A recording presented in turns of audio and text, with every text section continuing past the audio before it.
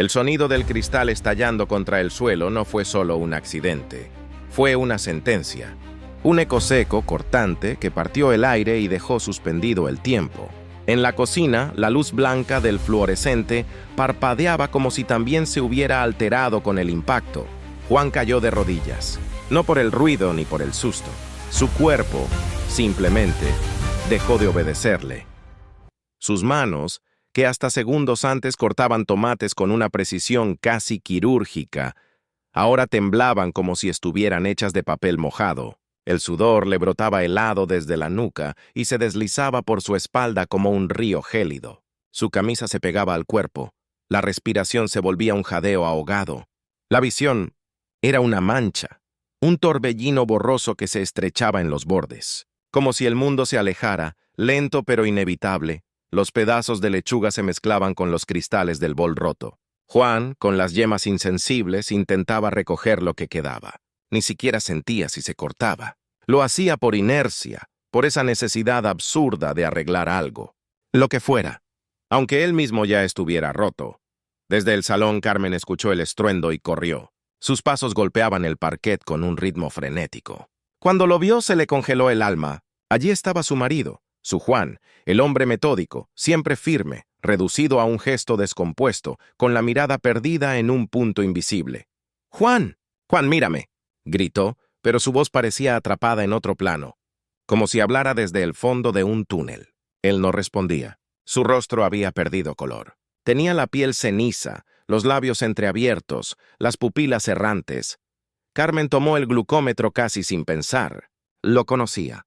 Sabía qué era eso. Sabía a qué se enfrentaba. El número apareció en la pantalla como una amenaza. 42 miligramos por decilitro. Demasiado bajo. Peligrosamente bajo. Silenciosamente mortal. Juan se desplomó hacia adelante. Carmen logró amortiguarlo. El cuerpo de él era una mezcla de rigidez y vacío, como si se estuviera yendo, célula por célula. Su aliento era casi imperceptible. El silencio de la cocina se volvió denso, lleno de un miedo que no se podía nombrar. En ese momento, el tiempo pareció detenerse, y Carmen supo, con una claridad brutal, que la vida que conocían había terminado. Pero, ¿cómo se llega a ese punto sin haberlo visto venir? El diagnóstico cayó como una sentencia en medio de la lluvia. Octubre estaba gris, mojado, espeso. Juan miraba por la ventana del consultorio mientras el médico hablaba con voz plana, como si leyera instrucciones desde un manual olvidado. «Diabetes tipo 2», dijo, y el mundo se encogió. 248 miligramos por decilitro. Juan no sabía si eso era mucho o poco. Solo entendió que era crónico. Una palabra fría, inmensa, que se instaló como un eco metálico en su pecho. Carmen le apretaba la mano, pero Juan no sentía nada, ni su tacto, ni su consuelo. Solo escuchaba el golpeteo de la lluvia contra el vidrio, como un metrónomo triste marcando el inicio de una vida nueva. Salieron con un puñado de folletos color pastel sobre cómo vivir bien con diabetes, una receta para metformina y un hueco silencioso en el pecho que no se llenaba con palabras. Desde ese día, Juan se transformó. Convirtió su casa en un laboratorio. Pesaba cada alimento como quien desactiva una bomba. Contaba calorías con la misma precisión con la que archivaba facturas. Instauró un orden quirúrgico en la cocina. Tuppers con etiquetas, yogures alineados como en un catálogo, porciones medidas hasta el último gramo. No cocinaba, ejecutaba un protocolo. La comida dejó de tener sabor. Ya no era alimento, era estrategia. Lucía, con apenas 10 años, lo observaba desde la mesa. A veces callada, a veces confundida. «Papá, ¿por qué no comes normal como antes?» Juan le sonreía sin alegría. «Es un juego, cariño». Papá está jugando a cuidarse. Pero no era un juego. Era una guerra silenciosa contra algo que no veía, pero que lo desgastaba cada día, y su cuerpo no respondía. A pesar de los esfuerzos, los números bailaban como enemigos que no quería enfrentar. Un día se levantaba con 190, al siguiente se desplomaba a 55. Cada mañana era una ruleta rusa. Los medicamentos cambiaban de nombre, pero no de efecto. Metformina, glimepirida, sitagliptina. Palabras que prometían alivio y traían tormentas. Las náuseas matinales eran ya parte de su rutina. Y la diarrea, humillante, cruel. Una vez, En medio de una reunión, tuvo que correr al baño con el rostro encendido por la vergüenza, mientras las miradas de sus colegas hablaban sin palabras. Luego vinieron los pies. Primero fue un cosquilleo tenue, como si caminara sobre algo blando. Después, fuego, ardor, dolor. Noches enteras con los pies sumergidos en agua fría, con los músculos del rostro tensos, con Carmen a su lado sin saber qué decir. El nombre era neuropatía diabética, pero lo que él sentía era el inicio del deterioro. Subir una escalera se volvió un riesgo. Tropezaba. Un día pisó un clavo y solo supo que se había herido cuando Carmen vio la sangre en el calcetín. Y el cuerpo siguió gritando, en silencio. El sexo, que alguna vez fue refugio, se volvió ausencia. Las erecciones no llegaban. Su reflejo en el espejo le devolvía a un hombre disminuido. Carmen intentaba consolarlo, pero sus ojos decían otra cosa. Juan se sentía menos hombre, menos él. La distancia entre ellos crecía centímetro a centímetro cada noche. Dormían en los extremos de la cama, como dos islas que ya no se podían alcanzar. Lucía se refugiaba en su cuarto. La tensión llenaba la casa como una niebla espesa que nadie podía disipar. «Papá siempre está enfadado», dijo Lucía una noche en voz baja, con los ojos mojados. Y era cierto.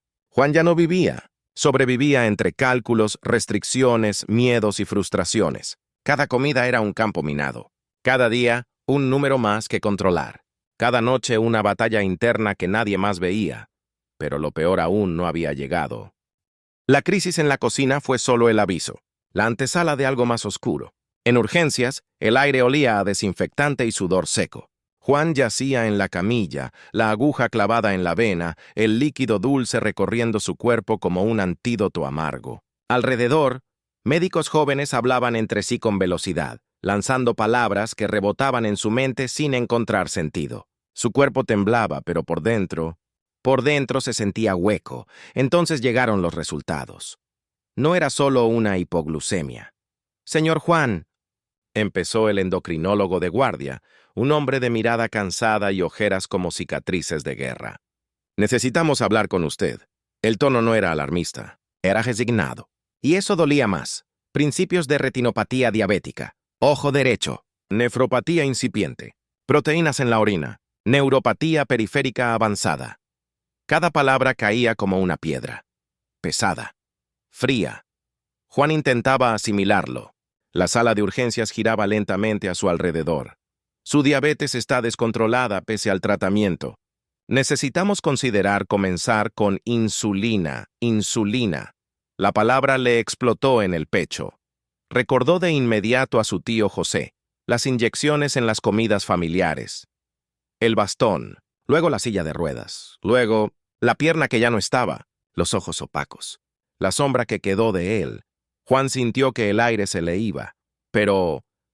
«Doctor, yo sigo la dieta al pie de la letra. Peso todo. Camino.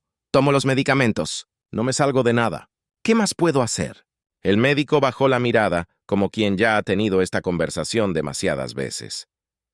A veces, el páncreas simplemente se agota. Es la progresión natural de la enfermedad.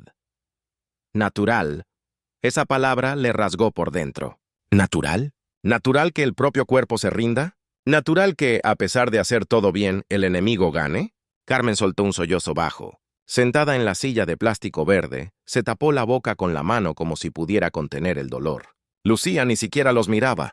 Jugaba con el celular, escondida detrás de una pantalla que la alejaba del colapso de su padre. Juan quería gritar, pero no tenía fuerza. Salió del hospital con los papeles en la mano, la nueva receta en el bolsillo y una rabia sorda, caliente, subiéndole por el pecho como lava a punto de estallar. Y estalló. En casa, sin decir una palabra. Fue directo al estante donde guardaba todo lo relacionado con la enfermedad. Arrancó folletos, libros, dietas, revistas, los arrojó al suelo, los pisoteó, los lanzó al tacho de basura con furia. ¡Es una estafa! Todo esto es una maldita mentira. Carmen intentó acercarse. Él la apartó con los ojos enrojecidos, la respiración agitada. «No lo entiendes. Hago todo lo que me dijeron que hiciera. Todo. ¿Y para qué? Cada día estoy peor. ¿Tienes idea de lo que es pincharte 5 veces por día y no entender nada de lo que ves? Nada tiene sentido». Esa noche no durmió. Frente a la pantalla del computador buscó con desesperación. Palabras sueltas, esperanzas ajenas, foros, estudios, testimonios, cientos, miles, historias como la suya. Gente que hacía todo bien y se deterioraba. Lentamente, silenciosamente.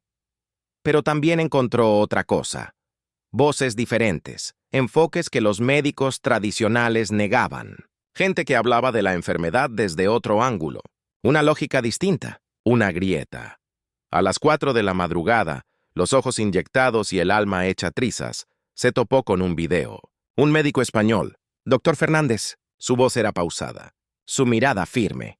La diabetes tipo 2 es resistencia a la insulina, decía. No solo azúcar alta. Y hay alimentos saludables que pueden estar empeorándolo todo. Juan se congeló, puso pausa, pensó en sus desayunos, en su ensalada diaria, en los cereales integrales, las barritas sin azúcar, los yogures light. ¿Qué si todo eso no ayudaba? ¿Qué si estaba alimentando al enemigo sin saberlo? El cielo empezaba a clarear detrás de la ventana de la cocina, y con el primer rayo de sol, algo cambió dentro de él. No iba a seguir obedeciendo ciegamente.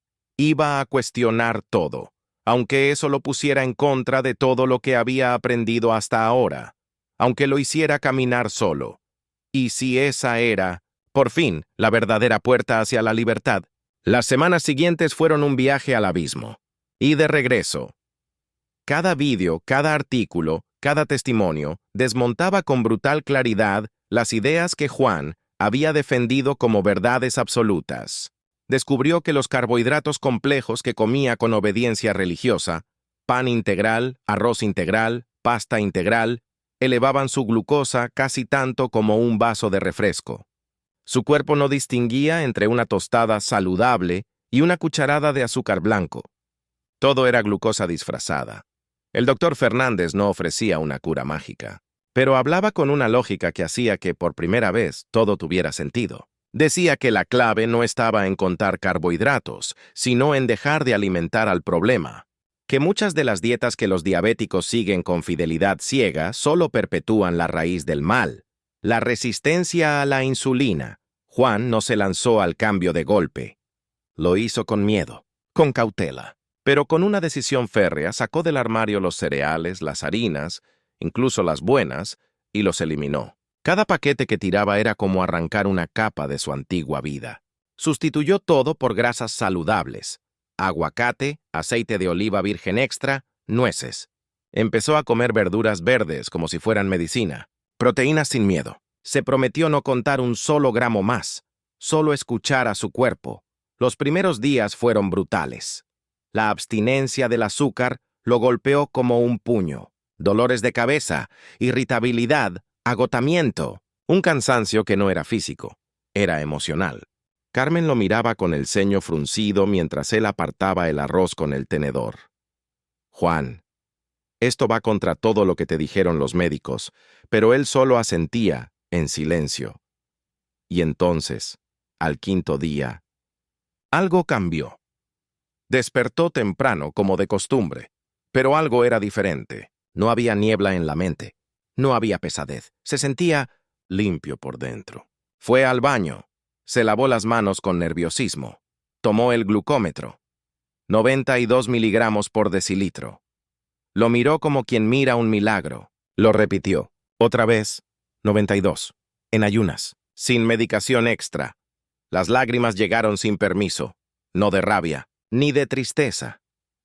Eran lágrimas de posibilidad.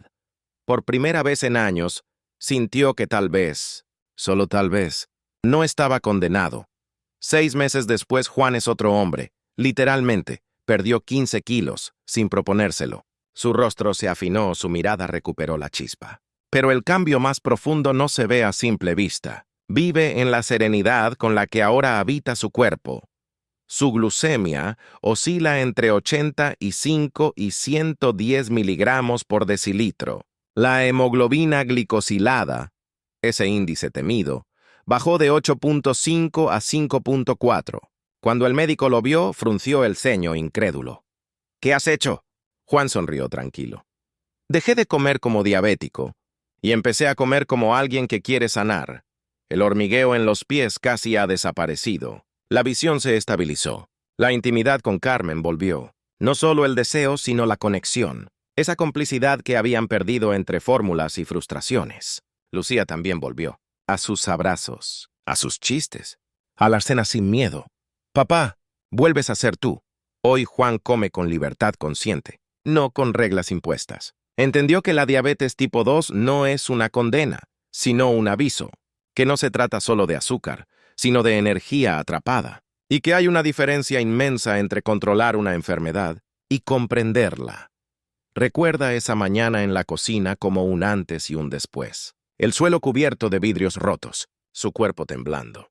Carmen gritando su nombre. Pensó que era el final, era el principio. Y ahora, cuando comparte su historia en grupos de apoyo, siempre cierra con la misma frase. Cuestiona todo, especialmente lo que te dijeron que no se puede cuestionar. Puede que tu vida dependa de eso, porque allá afuera, en este mismo instante, alguien está contando sus porciones de arroz integral, leyendo etiquetas, obedeciendo normas y empeorando. Tal vez sea alguien que conoces. Tal vez seas tú.